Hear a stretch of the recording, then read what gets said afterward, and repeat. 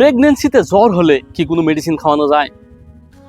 বা আপনি যদি প্যারাসিটামল খাওয়ানো, তাহলে ডোজ কতটুকু খাওয়াবেন? আপনি প্যারাসিটামল 500 খাওয়াবেন না 650 খাওয়াবেন? আর সঙ্গে সঙ্গে কি অ্যাকচুয়ালি কোনো অ্যান্টিবায়োটিক খাওয়ানো যায়? আসুন আজকে আমরা অ্যাকচুয়ালি জানি। অ্যাকচুয়ালি ডেলিভারি বা প্রেগনেন্সি থাকলে অ্যাকচুয়ালি নিজের থেকে অ্যাকচুয়ালি কোনো মেডিসিনই খাওয়ানো যায় না, ফার্স্ট কথা।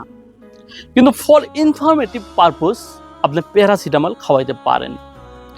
প্যারাসিটামল আপনি সেফেস্ট ড্রাগ বলে ভাবেন, প্যারাসিটামল সেফেস্ট ড্রাগ ডেলিভারিতে। কিন্তু প্যারাসিটামল আপনি কতটুকু খাওয়াবেন এটা ডিপেন্ড করে আপনার শারীরিক অবস্থা বা ওজনের উপরে। কারণ প্যারাসিটামল মিনিমাম ডোজ হলো 10 to 15 milligram per KG body weight.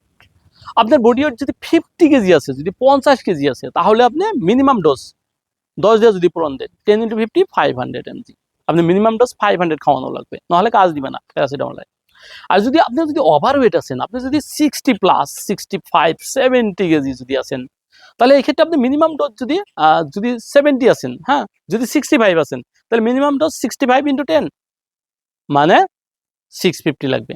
Maximum dose তো 15 দিয়ে পূরণ দিলে তো আরো বহুত হবে, কিন্তু প্যারাসিটামল কিন্তু ডেলিভারি যেহেতু সেন্সিটিভ বিষয়, এটা আপনি মিনিমাম ডোজই খাওয়ানো ভালো।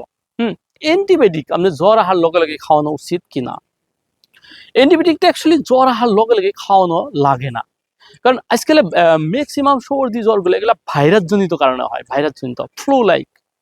এগুলো ভাইরাস জনিত কারণে হলে তো অ্যান্টিবায়োটিক কাজই দিবে না। কারণ আমাদের অ্যান্টিবায়োটিক হলো ব্যাকটেরিয়ার কারণে, ব্যাকটেরিয়া কিল করার কারণে। তাহলে আমরা লগে লগে অ্যান্টিবায়োটিক আমরা দিয়া দরকার নাই। কিছুমান অ্যান্টিবায়োটিক আছে যেগুলো সেফেস্ট অ্যান্টিবায়োটিক বলে ভাবা হয়। তার ক্ষেত্রে ফার্স্ট লাইন হলো অ্যামক্সিসিলিন। অ্যামক্সিসিলিন আপনি দিতে পারেন, অ্যামক্সিসিলিন, সেফেক্সিম। সেকেন্ড ট্রাইমেস্টার থেকে আপনি এজিথ্রোমিসিন দিতে পারেন।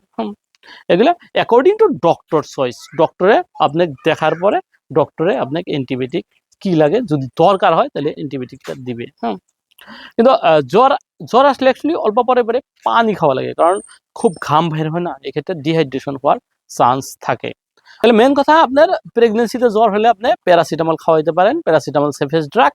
কিন্তু প্যারাসিটামল 650 দিবেন না 500 দিবেন, এটা শারীরিক অবস্থার উপরে ডিপেন্ড করে, এটা আপনার শারীরিক অবস্থা বা ওজনের উপরে ডিপেন্ড করে।